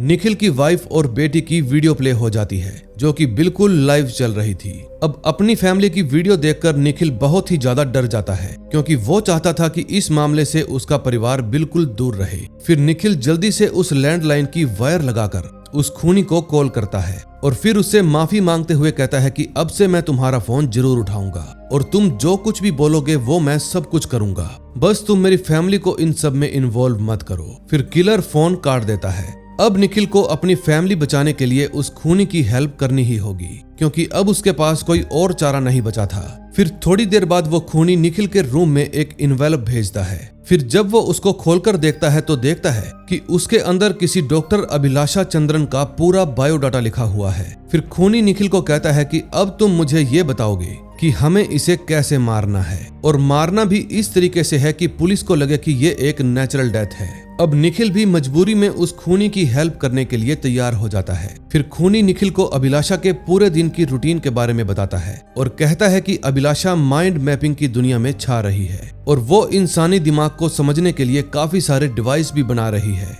जिसके कारण वो सारा दिन बहुत ही बिजी रहती है। लेकिन कुछ ही दिनों में उसका डेंटल ट्रीटमेंट होने वाला है और वो संडे को डेंटिस्ट के पास जाकर अपने दांतों पर कैप चढ़वा कर आएगी। फिर निखिल खूनी को कहता है कि तुम्हें भी उसी दिन अभिलाषा का मर्डर करना होगा, और फिर वो उसको सारा प्लान समझा देता है। अब प्लान के मुताबिक वो खूनी संडे को अर्ली मॉर्निंग उस डेंटल क्लिनिक में पहुंच जाता है जहां पर अभिलाषा आने वाली थी, और फिर वो खूनी अभिलाषा के टाइटेनियम डेंटल कैप को आयरन कैप के साथ बदल देता है। फिर जब अभिलाषा क्लिनिक में आती है तो उस वक्त डॉक्टर अभिलाषा के वही आयरन कैप लगा देता है जिसके बाद अभिलाषा अपने डिपार्टमेंट में चली जाती है जहां वो माइंड मैपिंग के एक्सपेरिमेंट किया करती थी। फिर वो अपने स्टाफ से पूछती है कि अभी तक माइंड मैपिंग एक्सपेरिमेंट के लिए कोई सोर्स क्यों नहीं आया, लेकिन उसको नहीं पता था कि उसके स्टाफ की जगह वही खूनी बात कर रहा है। फिर वो अभिलाषा को कहता है कि आज सोर्स को आने में थोड़ा समय लग जाएगा। फिर उसकी बात सुनकर अभिलाषा खुद माइंड मैपिंग के लिए तैयार हो जाती है और अपनी मशीन में जाकर सो जाती है।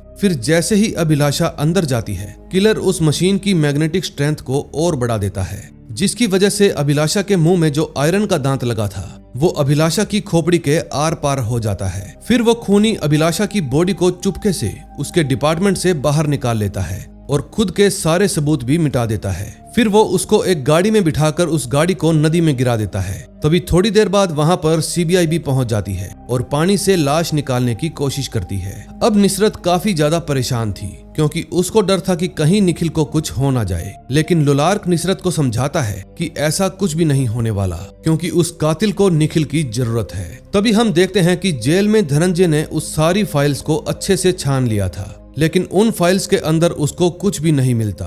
तभी धनंजय को शुभ का ख्याल आता है, जिसके बाद कहानी पास्ट में चली जाती है। दरअसल जब धनंजय राधाचरण और उसके बेटे के पास पूजा करवाने के लिए गया था तो उस शाम को राधाचरण की मौत हो गई। लेकिन हैरान करने वाली बात यह थी कि पिता की मौत हो जाने के बावजूद भी शुभ धनंजय की आधी बची हुई पूजा को पूरा करवाने के लिए वहां पर आ गया था और उसके चेहरे पर अपने पिता के मर जाने का बिल्कुल भी गम नहीं था। अब शुभ की बातों से धनंजय को ये बात पता चल गई थी कि शुभ अपने पिता से नफरत करता है। फिर पूजा के दौरान धनंजय शुभ से पूछता है कि तुम्हारे पिता को जहर किसने दिया था, लेकिन शुभ धनंजय की बात का कोई भी जवाब नहीं देता और फिर से पूजा करने लगता है। अब कहानी प्रेजेंट में आती है। तभी हम देखते हैं कि लुलार्क और निसरत धनंजय से मिलने के लिए आते हैं। फिर निसरत उनको बताती है कि हमें एक और बॉडी मिली है और अब की बार क्राइम अंडर वाटर हुआ है। तभी धनंजय लुलार्क को अपना एक काम करने के लिए कहता है और कहता है कि बनारस में एक शुभ नाम का लड़का है जो कि फिलहाल जेल काट रहा है, तुम मुझे उसकी सारी डिटेल्स ला कर दो। अब लुलार्क धनंजय को सारी इंफॉर्मेशन लाकर देने के लिए मान जाता है। फिर निसरत और लुलार्क धनंजय को इलीगली जेल से क्राइम सीन पर ले जाते हैं। तभी धनंजय जब उस लाश को देखता है तो कंक्लूजन निकालता है कि इसकी मौत डूबने की वजह से नहीं हुई बल्कि इसको कहीं और मारा गया है। फिर वो बताता है कि ये खून निखिल ने करवाया है क्योंकि एक बार पहले भी मैंने और निखिल ने ठीक ऐसे ही केस की इन्वेस्टिगेशन की थी, इसलिए मुझे पक्का विश्वास है कि निखिल मुझे कोई मैसेज देने की कोशिश कर रहा है। अब नेक्स्ट एपिसोड में देखेंगे क्या होता है। 5th एपिसोड की शुरुआत भी पास्ट से होती है। तभी हम देखते हैं कि एक दिन शुभ के घर पर पुलिस आती है और उसको पकड़कर थाने ले जाती है। दरअसल पुलिस वालों को पता चल गया था कि शुभ ने ही अपने बाप का खून किया है। फिर जेल में जाकर शुभ बाकी कैदियों के सामने अपने ज्ञान का प्रचार करना शुरू कर देता है, जिसके कारण उस जेल के सभी कैदी शुभ को भगवान मानने लगते हैं। अब कहानी प्रेजेंट में आती है। तभी हम देखते हैं कि नैना निखिल को लेकर काफी ज्यादा परेशान थी क्योंकि अब तो न्यूज चैनल में भी यही बताया जा रहा था कि शायद निखिल मारा गया। लेकिन तभी नैना के घर पर निसरत आती है और बताती है कि तुम्हें डरने की जरूरत नहीं है क्योंकि निखिल अभी भी जिंदा है और वो हमें अपने जिंदा होने के कुछ साइन भेज रहा है। और फिर वो बताती है कि कल जो मर्डर हुआ था वो भी निखिल ने ही करवाया है। अब मर्डर का नाम सुनते ही नैना निसरत पर बहुत ज्यादा गुस्सा हो जाती है और कहती है कि निखिल किसी का भी मर्डर क्यों करवाएगा। फिर निसरत कहती है कि शायद ऐसा करने के पीछे निखिल की कोई मजबूरी रही होगी। दूसरी तरफ लुलार्क शशांक से जाकर मिलता है और उसको धनंजय को जेल से रिहा करने की बात करता है, लेकिन शशांक कहता है कि धनंजय एक्यूज्ड है और अब उसे ऐसे ही जेल से बाहर नहीं निकाला जा सकता। फिर लुलार्क कहता है कि अगर ऐसा ही चलता रहा तो कुछ ही दिनों में सीबीआई के ऑफिस के बाहर कब्रिस्तान बनने वाला है। ये बात आपको भी पता है कि निखिल के अलावा इस केस को धनंजय ही सॉल्व कर सकते हैं। और इतना कहने के बाद लुलार्क वहां से चला जाता है। दूसरी तरफ निखिल न्यूज देख रहा था जिसके अंदर वो अभिलाषा की बेटी और उसकी माँ को देखता है। अपनी माँ के लिए उस लड़की को ऐसे रोता बिलखता देखकर निखिल को अपने ऊपर ही बहुत ज्यादा गुस्सा आने लगता है और वो खुद को ही मारने लगता है क्योंकि उसकी वजह से ही एक बेटी ने अपनी माँ को खो दिया था। लेकिन इस मामले में निखिल भी कुछ नहीं कर सकता था क्योंकि उसको उस खूनी ने इतना ज्यादा मजबूर जो कर दिया था। तभी हम देखते हैं कि लुलार्क बनारस के एक थाने में पहुंच जाता है जिसके अंदर कभी शुभ बंद हुआ करता था। उस पुलिस थाने में जब रिकॉर्ड चेक किए जाते हैं तो उसके अंदर कोई भी शुभ नाम के लड़के का रिकॉर्ड ही नहीं मिलता। फिर एक पुलिस वाला लुलार्क को यशवंत शुक्ला के बारे में बताता है जो कि बहुत साल पहले इस पुलिस थाने का इंचार्ज हुआ करता था। फिर लुलार्क वहां से यशवंत शुक्ला का एड्रेस ले लेता है ताकि वो उनके घर पर जाकर शुभ के बारे में जानकारी जुटा सके। दूसरी तरफ निखिल अब शांत होकर बैठ जाता है। तभी कुछ ही देर में वहां पर खूनी आ जाता है और खूनी का चेहरा देखते ही निखिल पास में पड़ी एक पेंसिल उठा लेता है, लेकिन खूनी पहले ही बोल पड़ता है कि अगर तुम ये सोच रहे हो कि तुम मुझे इस पेंसिल से मारकर यहाँ से भाग जाओगे तो ये तुम्हारी गलतफहमी है। फिर वो खूनी बताता है कि मैं बस ये सब कुछ मेरे धर्म के लिए ही कर रहा हूँ और जो कुछ भी मैं कर रहा हूँ वो सब कुछ सही है। दरअसल वो खूनी आम इंसानों से बहुत ही ज्यादा अलग था और उसके अपनी लाइफ को लेकर विचार बहुत ही ज्यादा अलग थे। वो सोचता था कि इंसान अपने मतलब के लिए कुछ भी कर सकता है, जैसे निखिल ने अपनी बीवी और बच्ची को बचाने के लिए एक बेटी को अपनी माँ से दूर कर दिया। फिर जाते जाते वो खूनी निखिल को कहता है कि अब तुम अगले प्रोजेक्ट के लिए तैयार हो जाओ और हाँ, मैं तुम्हारे लिए खाना भिजवा रहा हूँ, चुपचाप उसे खा लेना। फिर इतना कहने के बाद वो खूनी वहाँ से चला जाता है। अब ये खूनी शुभ है या कोई और, ये बात अभी तक क्लियर नहीं हुई।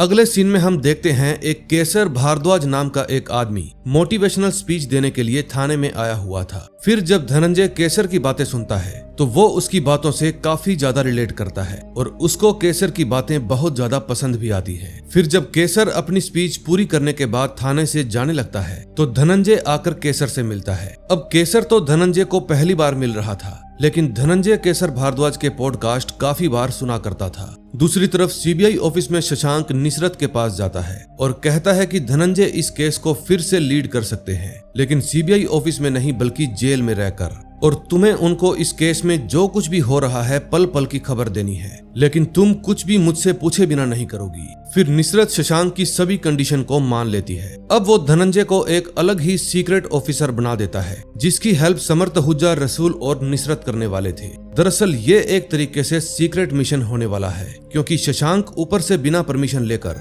इस केस को बाहर से ही हैंडल कर रहा था। इसलिए वो धनंजय को सफाई से काम करने के लिए कहता है, क्योंकि अगर थोड़ी सी भी गलती हुई तो सीबीआई की सारी रेपुटेशन खराब हो जाएगी। दूसरी तरफ लोलार्क यशवंत शुक्ला के घर पर पहुंच जाता है, क्योंकि यशवंत शुक्ला को शुभ के बारे में सब कुछ पता था। वो बताता है कि शुभ जैसा लड़का मैंने 35 साल के करियर में पहली बार देखा था। उसका बर्ताव बहुत ही ज्यादा अजीब था और जिस दिन वो पहली बार जेल में आया उसी दिन से सभी कैदी ऐसे हो गए थे जैसे शुभ ने सभी को अपने पक्ष में कर लिया हो, और इसी के साथ वो अपने रूम में काफी अजीब अजीब ड्राइंग्स भी बनाया करता था। लेकिन पता नहीं कैसे एक दिन उस जेल में आग लग गई और उस आग में 4 कैदी मारे गए, जिनमें से शुभ भी एक था। अब यशवंत को शुभ के बारे में बस इतना ही मालूम था, इसलिए वो लोलार्क को कहता है कि अगर तुम्हें शुभ के बारे में और जानना है तो तुम डिवीजन रिकॉर्ड रूम में जाकर शुभ के बारे में और इन्फॉर्मेशन ले सकते हो। दूसरी तरफ धनंजय अपनी टीम के साथ इन्वेस्टिगेशन करना शुरू कर देता है। तभी उसे याद आता है कि खूनी निखिल को उसके परिवार का खौफ देकर उससे ये सब करवा रहा है।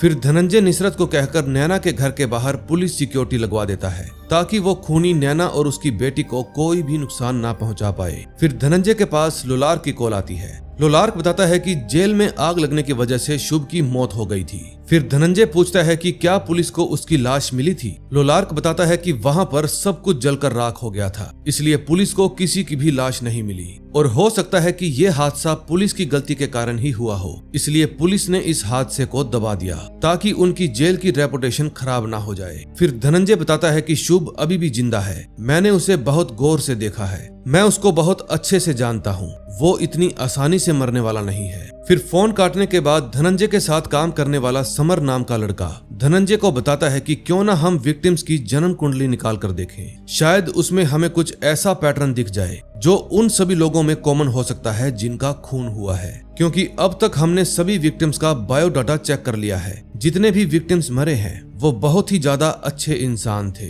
उन सबका एक भी क्रिमिनल रिकॉर्ड नहीं था और वो अपनी लाइफ में काफी ज्यादा अच्छा काम कर रहे थे। फिर धनंजय समर की बात मान लेता है और उसे सभी विक्टिम्स की कुंडली निकलवाने की परमिशन देता है। दूसरी तरफ निखिल देखता है कि दरवाजे के नीचे से फिर से एक इन्वेलप आता है। फिर जब वो उसको खोलकर देखता है तो उसके अंदर किसी आदित्य जलन की पूरी डिटेल्स थी। फिर जब निखिल के पास खूनी की कॉल आती है तो निखिल उसे बताता है कि आदित्य को मारना इम्पॉसिबल है, क्योंकि ये बहुत ही बड़ा आदमी है, लेकिन खूनी कहता है कि ये देखना तुम्हारा काम है, और इतना कहने के बाद वो फोन काट देता है। फिर वो निखिल को फिर से नैना और रिया की लाइव फुटेज दिखाता है, जिसको देखकर निखिल और भी ज्यादा मजबूर हो जाता है। अब उसको ना चाहते हुए भी एक और खून करना पड़ेगा। अगले सीन में हम देखते हैं नैना धनंजय से मिलने जाती है और वहां जाकर धनंजय को ही दोष देना शुरू कर देती है। वो कहती है कि सिर्फ और सिर्फ तुम्हारी वजह से ही निखिल आज इस कंडीशन में है। फिर धनंजय नैना को सारी बात क्लियर करता है और बताता है कि निखिल जो कुछ भी कर रहा है वो सिर्फ और सिर्फ तुम्हारी सेफ्टी के लिए कर रहा है। वो उस खूनी का कहना इसलिए मान रहा है ताकि उसकी फैमिली सेफ रहे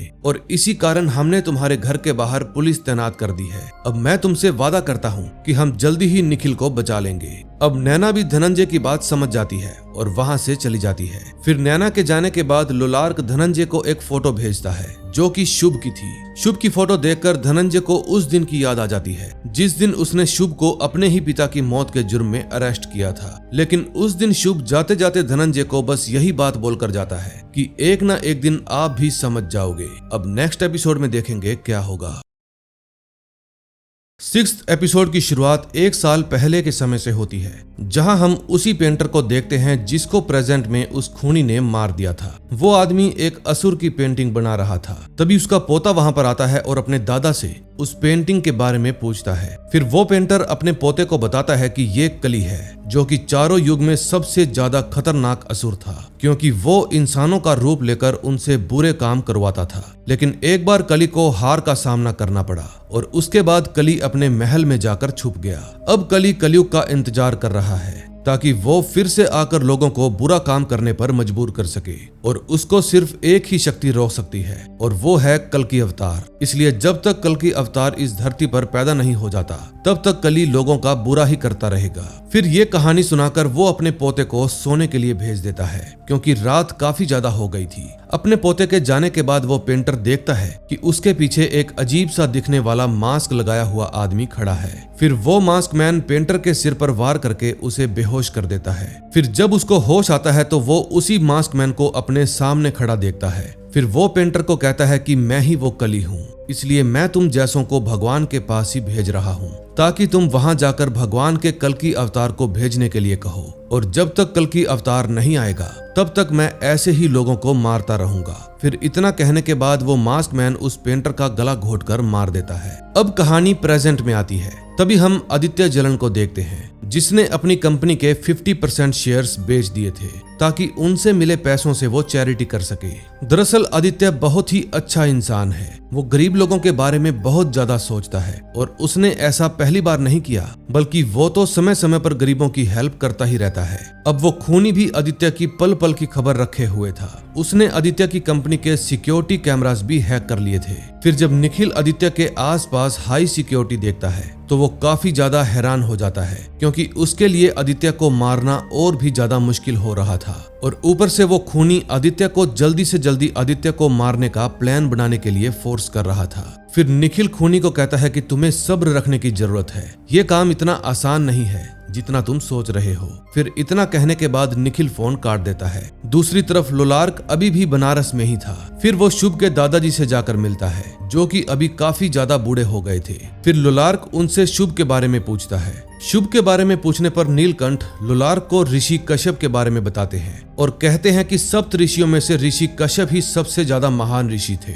और उनकी 2 बीवियां थी। पहली पत्नी का नाम था अदिति और दूसरी पत्नी का नाम था दिति। जब अदिति के घर संतान हुई तो वो बहुत ही होनहार बच्चे थे, लेकिन दिति आदित्य के बच्चों को देखकर जलने लगी। फिर दिति ने भी बच्चे पैदा करने के बारे में सोचा और उस समय बच्चों को जन्म दिया जिस वक्त ग्रहों की स्थिति सही नहीं थी, इसलिए दिति के बच्चों में घृणा और क्रोध था। फिर कुछ समय बाद वो समय आया जब असुरों और देवों में लड़ाई छिड़ गई और वो लड़ाई देवों ने जीत ली। फिर पंडितों ने अदिति के पुत्रों को स्वर्ग में बिठा दिया जिस कारण से वो देव कहलाने लगे और दिति के पुत्र असुर कहलाने लगे। ठीक ऐसा ही मेरे पोते के साथ भी हुआ था। मेरा बेटा चाहता था कि उसके बेटे का जन्म घनिष्ठ काल में हो ताकि उसका बेटा देवों की कैटेगरी में आए, लेकिन घनिष्ठ काल से 2 दिन पहले ही उसके बेटे का जन्म हो गया और ये बात मेरे बेटे को बिल्कुल भी पसंद नहीं आई क्योंकि उसे लगने लगा था कि उसका बेटा देव नहीं बल्कि असुर है। इसलिए उसने अपने बेटे को बचपन से ही असुर कहना शुरू कर दिया और जैसे जैसे शुभ बड़ा हुआ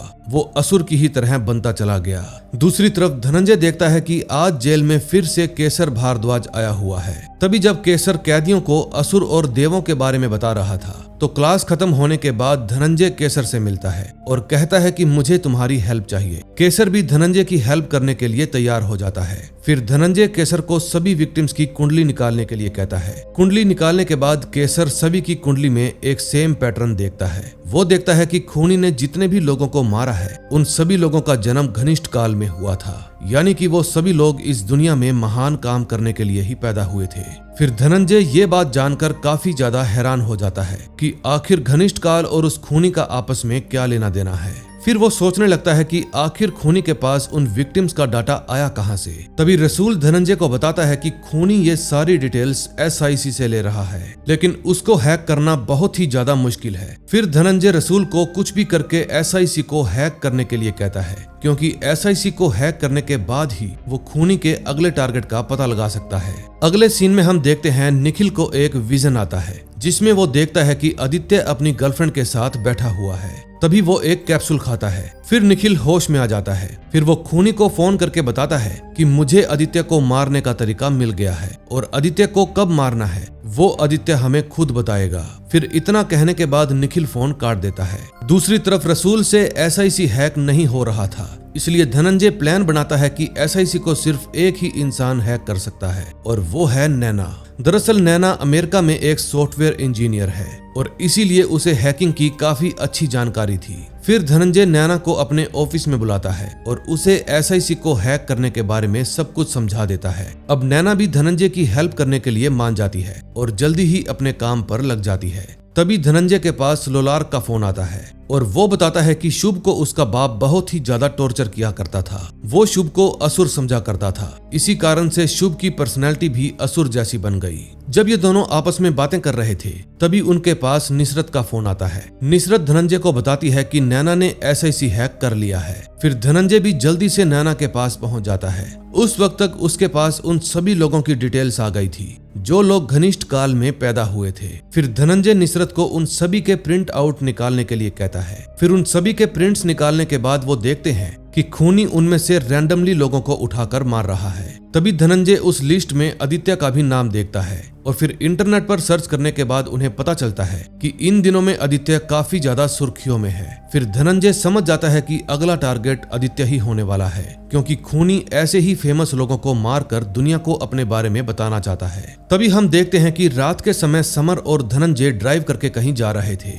लेकिन तभी धनंजय के पास एक अननोन नंबर से फोन आता है। दरअसल वो फोन खूनी का ही था। फिर खूनी धनंजय को कहता है कि मुझे पता चल गया है कि तुम जान गए हो कि मैं आदित्य को मारने वाला हूँ, इसलिए मैं तुम्हारा ये काम और भी ज्यादा आसान कर देता हूँ। फिर किलर धनंजय को बताता है कि मैं आदित्य को उसकी एंगेजमेंट वाले दिन ही मारने वाला हूँ, इसलिए अगर तुम उसको बचा सकते हो तो बचा लेना। फिर ये बात बताने के बाद किलर फोन काट देता है। अब धनंजय काफी ज्यादा सोच में पड़ जाता है, क्योंकि उसकी ही इंटरनल टीम में से कोई उस किलर को इन्फॉर्मेशन दे रहा था। फिर वापस अपने ऑफिस में जाने के बाद धनंजय शशांक को आदित्य की एंगेजमेंट पार्टी की सिक्योरिटी बढ़ाने के लिए कहता है और फिर वो आदित्य को भी फोन करके उस धमकी के बारे में बता देता है। लेकिन आदित्य इस बात को ज्यादा सीरियस नहीं लेता, बल्कि वो बताता है कि ऐसे थ्रेट्स तो मुझे हर रोज मिलते हैं, इसलिए मैं मेरी एंगेजमेंट कैंसिल नहीं करने वाला।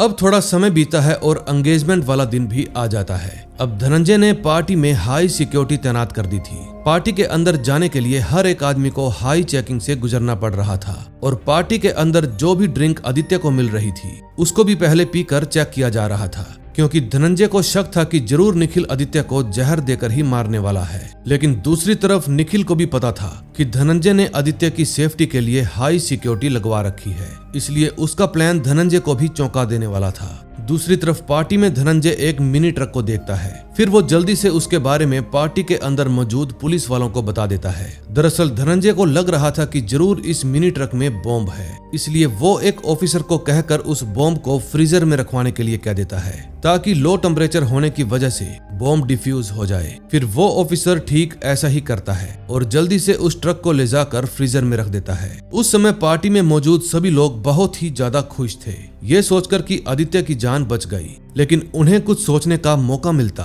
इससे पहले ही उस बिल्डिंग की लाइट चली जाती है और जब लाइट आती है तो आदित्य जमीन पर मरा पड़ा था और उसके मुंह से झाग निकल रहे थे और इसी के साथ आदित्य की इंडेक्स फिंगर भी गायब थी। उस समय वहां पर बिल्कुल वैसा ही मास्क पड़ा हुआ था जैसा बाकी के विक्टिम्स की बॉडी के पास मिला था।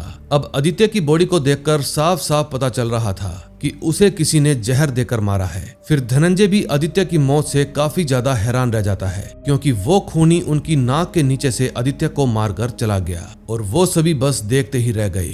अब नेक्स्ट एपिसोड में देखेंगे क्या होता है। 7th एपिसोड की शुरुआत 10 साल पहले से होती है। ये वो समय था जब शुभ जेल के अंदर बंद था। तभी एक दिन निखिल शुभ से मिलने के लिए आता है और कहता है कि तुम अभी भी अपने जुर्म को कबूल कर सकते हो, फिर मैं तुम्हें बच्चों वाली जेल में भिजवा दूंगा। लेकिन शुभ तो अपना जुर्म मानने के लिए बिल्कुल भी तैयार नहीं था। फिर वहां से जाते वक्त निखिल शुभ को कहता है कि अभी तुम छोटे हो, लेकिन बहुत जल्द तुम सब कुछ समझ जाओगे। फिर शुभ भी निखिल को कहता है कि हमारी जल्दी ही मुलाकात होगी। अब कहानी प्रेजेंट में आती है, जहां शशांक धनंजय और बाकी की सीबीआई टीम पर बहुत ज्यादा गुस्सा कर रहा था, क्योंकि खूनी ने सीबीआई को अपने अगले टारगेट के बारे में बता दिया था, लेकिन फिर भी वो उसे बचा नहीं पाए। फिर धनंजय और निसरत दोनों ही आदित्य की बॉडी की ऑटोप्सी करते हैं। धनंजय देखता है कि आदित्य के पेट के टिश्यूज बहुत ही ज्यादा कमजोर हैं और इसके लिए आदित्य दवा भी लिया करता था। निखिल ने आदित्य की इसी कमजोरी को अपना हथियार बनाया। उसने आदित्य की वाइन के साथ साथ और भी कई सारे लोगों की वाइन में जहर मिलाया था, लेकिन उस जहर का असर सिर्फ आदित्य पर ही हुआ, क्योंकि उसके पेट के टिश्यूज बहुत ही ज्यादा कमजोर थे।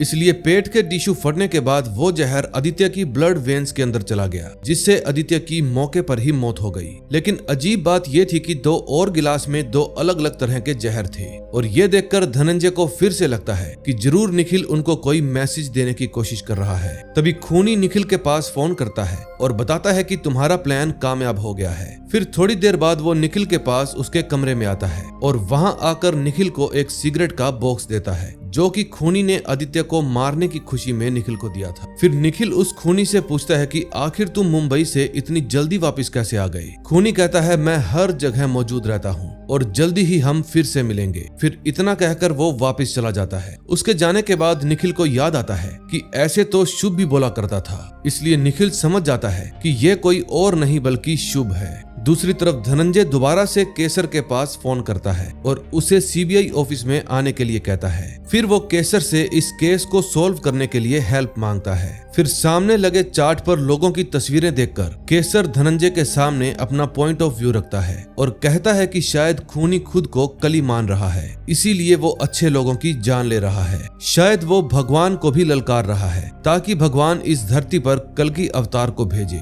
क्योंकि पहले भी ऐसे ही हुआ करता था। जब इस धरती पर देवों और मनुष्यों के ऊपर परेशानी आती थी, उस वक्त भगवान विष्णु इस धरती पर अलग अलग अवतार लेकर पैदा हुआ करते थे, और वो खूनी भी ठीक ऐसे ही कुछ करने की कोशिश कर रहा है। तभी वहां पर मौजूद समर कहता है कि शुभ की कुंडली साफ इशारा कर रही है कि वो एक कली है। अब इन सारी जानकारियों से धनंजय को एक बात तो अच्छे से समझ में आ गई थी कि केसर जो कुछ भी बोल रहा है वो बिल्कुल सही बोल रहा है। दूसरी तरफ निखिल उस कमरे में अकेले रहकर पागल होने लगा था। फिर उसको अपनी वाइफ नैना और निसरत के भ्रम होने लगते हैं। दरअसल निखिल का पहले नुसरत के साथ अफेयर चल रहा था, लेकिन एक वक्त ऐसा आया जब निखिल ने किसी मजबूरी में निसरत को छोड़ दिया और खुद अमेरिका चला गया। लेकिन आज भी वो निसरत से उतना ही प्यार करता है, लेकिन फिलहाल निखिल का एक परिवार है, इसलिए वो कुछ भी नहीं कर सकता। तभी निखिल के पास रखा फोन फिर से बजने लगता है। फिर निखिल जल्दी से फोन उठा लेता है। फोन पर खूनी उसको इन्फॉर्म करता है कि हम जल्दी ही नेक्स्ट मिशन पर काम करने वाले हैं। फिर मिशन शुरू करने से पहले निखिल शुभ को कहता है कि पहले मुझे नैना से बात करनी है। अगर तुम नैना से बात कराओगे तो ही मैं तुम्हारी हेल्प करूंगा, और तुम्हें पता है कि मुझे नहीं पता कि इस वक्त मैं कहां पर हूं, इसलिए मैं उसको कुछ भी नहीं बता सकता। फिर शुभ निखिल की बात मान लेता है और थोड़ी देर बाद उसकी नैना से बात करवा देता है। निखिल से बात करने के बाद नैना को काफी अच्छा महसूस होता है और नैना को भी निखिल से बात करके काफी अच्छा लगता है। फिर निखिल नैना को बातों बातों में कुछ मैसेज देने की कोशिश करता है, लेकिन नैना समझ ही नहीं पाती कि निखिल ऐसी अजीब अजीब सी बातें क्यों कर रहा है। फिर थोड़ी देर बाद शुभ फोन काट देता है। दूसरी तरफ धनंजय प्लान बनाता है कि अगर उन्हें शुभ को आगे खून करने से रोकना है तो उन्हें एसआईसी को बंद करना होगा, और अगर हमने जल्दी ही ऐसा नहीं किया तो शुभ बहुत सारे और लोगों की जान ले लेगा। फिर धनंजय और शशांक दोनों अपने सीनियर ऑफिसर के पास जाते हैं और उनको एसआईसी बंद करने के लिए कहते हैं। फिर धनंजय अपने सीनियर को कली वाली थ्योरी समझाता है, लेकिन सीनियर उस पर बिल्कुल भी विश्वास नहीं करता और SIC को भी बंद करने के लिए मना कर देता है, क्योंकि SIC के बंद होने पर पूरा साइबर सिस्टम इधर उधर हो जाएगा। अब धनंजय को अपने सीनियर पर गुस्सा आने लगता है, इसलिए वो वहाँ से चला जाता है। फिर वो सीधा अपने ऑफिस में जाता है और अपना सारा गुस्सा निसरत और बाकी के लोगों पर उतार देता है, लेकिन बाद में धनंजय को रियलाइज होता है कि उसने सभी के साथ गलत किया, इसलिए वो उन सब से माफी मांग लेता है। तभी कुछ ही देर बाद नैना भी वहाँ पर आ जाती है और बताती है कि मेरे पास अभी अभी निखिल का फोन आया था, मैंने उसकी सारी बातें रिकॉर्ड कर ली है। आज वो काफी अजीब अजीब सी बातें कर रहा था। फिर धनंजय निखिल की रिकॉर्डिंग सुनता है तो वो समझ जाता है कि निखिल अजीब बातें इसलिए कर रहा था क्योंकि वो उनको कुछ मैसेज देना चाहता था। अब निखिल की रिकॉर्डिंग सुनने के बाद धनंजय को 3 बातें समझ में आती है। पहली, शुभ ही खूनी है, और दूसरी, शुभ इस काम को अकेले अंजाम नहीं दे रहा, उसके साथ कोई और भी है, और तीसरी बात ये थी कि फिलहाल निखिल दिल्ली में ही है। फिर धनंजय अपनी पूरी टीम को काम पर लगा देता है। तभी लोलार्क धनंजय को अकेले में ले जाकर बताता है कि मुझे तो लगता है कि शुभ के साथ जो काम कर रहा है वो कोई और नहीं बल्कि केसर है, क्योंकि मैंने एक एक्सपर्ट की हेल्प से केसर की पॉडकास्ट की रिकॉर्डिंग और जेल की स्पीच से ये पता लगाया है कि वो दोनों वॉइस अलग अलग आदमियों की है, यानी कि पॉडकास्ट वाली आवाज केसर की नहीं है। फिर धनंजय लोलार्क को कहता है कि तुम जल्दी से जल्दी केसर को मेरे पास लेकर आओ। उस वक्त नैना भी वहाँ पर बैठी हुई थी। फिर धनंजय नैना को कहता है कि मुझे तुमसे एक हेल्प चाहिए। फिर वो नैना को केसर के पॉडकास्ट की एक ऑडियो देता है और उस वॉइस को ट्रेस करने के लिए कहता है, ये जानने के लिए कि आखिर ये वॉइस है किसकी। दरअसल उस पॉडकास्ट की वॉइस ने पूरे दिल्ली को अपने वश में कर रखा था। सभी लोग उस पॉडकास्ट में आ रही बात पर आंखें बंद करके विश्वास करते थे और इन लोगों की मात्रा 1-2 में नहीं बल्कि हजारों में है। दरअसल ये पॉडकास्ट वाली वॉइस किसी और की नहीं बल्कि शुभ की थी और जितने भी लोग उसको फॉलो करते थे उन सभी के किसी न किसी बॉडी पार्ट पर इन्फिनिटी जैसा टैटू बना हुआ था। दूसरी तरफ पुलिस वाले निखिल को दिल्ली के कोने कोने में ढूंढ रहे थे। तभी 2 पुलिस वाले एक अनजान बिल्डिंग में चले जाते हैं और वहां पर जाते ही एक आदमी उन दोनों को गोली मार देता है। अब ये आदमी कौन था ये हमें आगे पता चलेगा। दूसरी तरफ CBI ऑफिस में धनंजय नैना से एक और हेल्प मांगता है और कहता है कि तुम मेरा नाम भी इस घनिष्ठ काल वाली लिस्ट में डाल दो और मुझे विश्वास है कि शुभ मुझे भी मारने के लिए जरूर आएगा और मुझे ऐसा करना ही होगा क्योंकि मैं और लोगों के साथ ऐसा होते हुए नहीं देख सकता। फिर इतना कहने के बाद धनंजय नैना के सामने रो पड़ता है क्योंकि वो अपनी पत्नी संध्या की मौत को तब तक नहीं भूल पाएगा जब तक वो शुभ को रंगे हाथों नहीं पकड़ लेता। अब धनंजय को ऐसा रोता हुआ देखकर नैना उसकी बात मान लेती है और उसका नाम भी उस लिस्ट के अंदर डाल देती है। अगले सीन में हम देखते हैं वो कातिल निखिल के पास अपना नया टारगेट भेजता है और ये टारगेट कोई और नहीं बल्कि धनंजय था। अब नेक्स्ट एपिसोड में देखेंगे क्या होता है। लास्ट एपिसोड की शुरुआत 10 साल पहले से होती है जहां निखिल और धनंजय आपस में बहस कर रहे थे।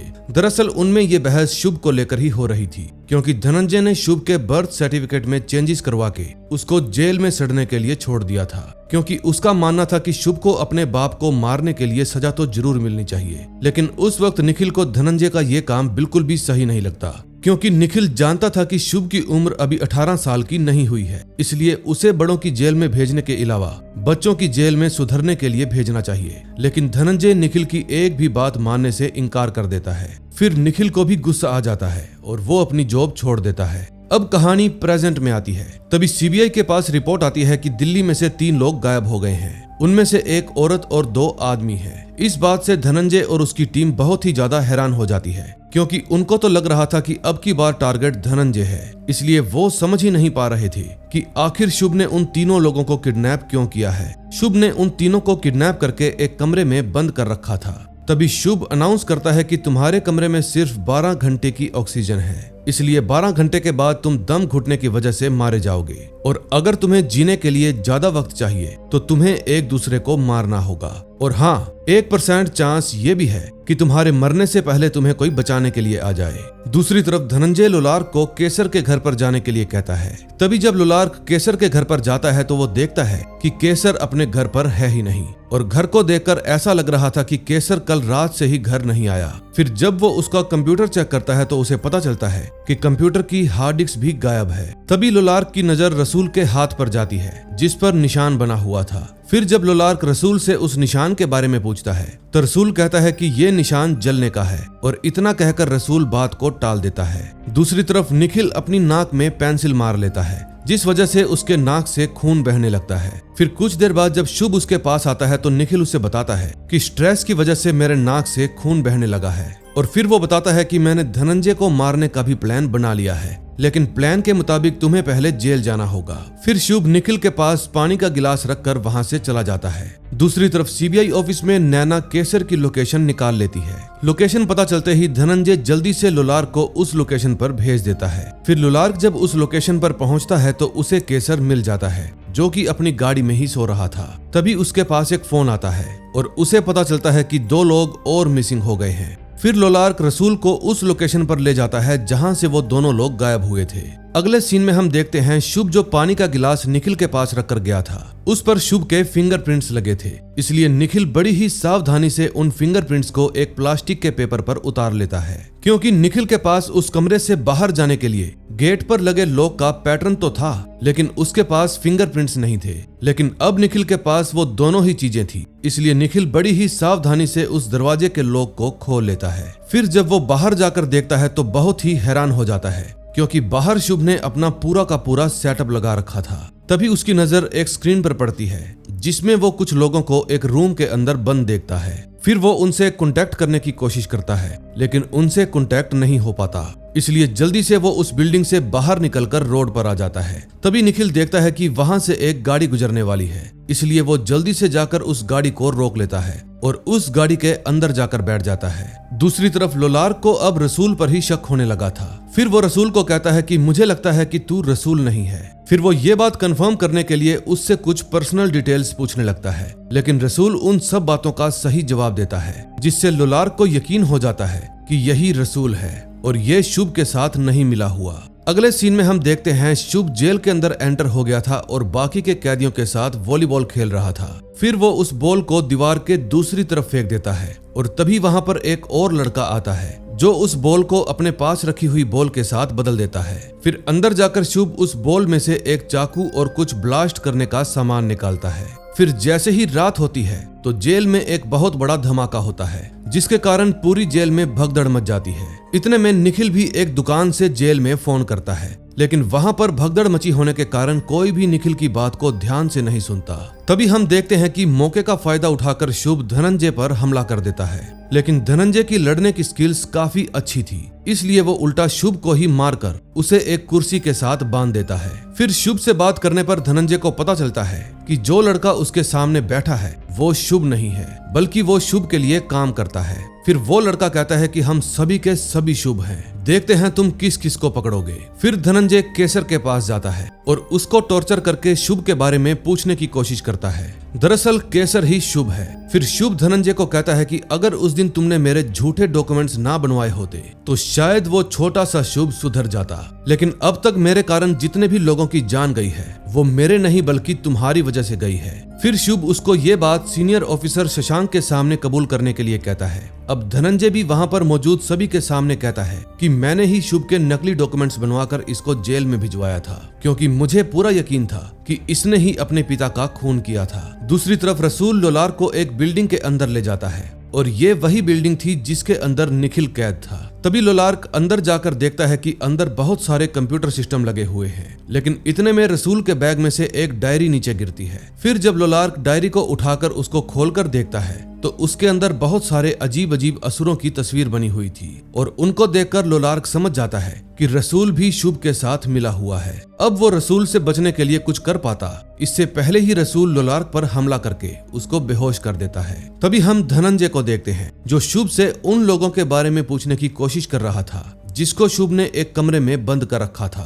तभी निसरत के पास निखिल का फोन आता है और वो बताता है कि वो तीनों लोग किसी केमिकल फैक्ट्री के अंदर बंद हैं। लेकिन तभी निखिल का फोन डिस्कनेक्ट हो जाता है। फिर जब निसरत ये बात धनंजय को बताती है तो धनंजय ये बात शुभ से पूछता है कि आखिर ये कौन सी केमिकल फैक्ट्री है। फिर शुभ धनंजय को अपने बैग में से एक छोटा सा बॉक्स निकालने के लिए कहता है। फिर धनंजय जब उसके बैग में से वो बॉक्स निकालता है तो देखता है कि उसके अंदर 3 गोलियां हैं। फिर शुभ कहता है कि तुम्हें ये तीनों गोलियां खानी होंगी, उसके बाद ही मैं तुम्हें तीनों सवालों के जवाब दूंगा। फिर धनंजय जल्दी से उनमें से एक गोली खा लेता है और फिर शुभ से पूछता है कि वो केमिकल फैक्ट्री कहाँ है। अब शुभ भी अपने वादे के मुताबिक उस केमिकल फैक्ट्री का नाम बता देता है। तभी बाहर खड़ा शशांक जल्दी से अपनी पुलिस टीम को उस केमिकल फैक्ट्री में जाने का ऑर्डर देता है। फिर शुभ धनंजय को एक और गोली खाने पर मजबूर करता है, क्योंकि दूसरी गोली खाने पर ही शुभ ये बताएगा कि उसने उन लोगों को कौन से चैम्बर में बंद करके रखा है। फिर धनंजय बिना देरी किए दूसरी गोली भी खा लेता है, जिसको खाने के बाद शुभ धनंजय को चैम्बर के बारे में भी बता देता है।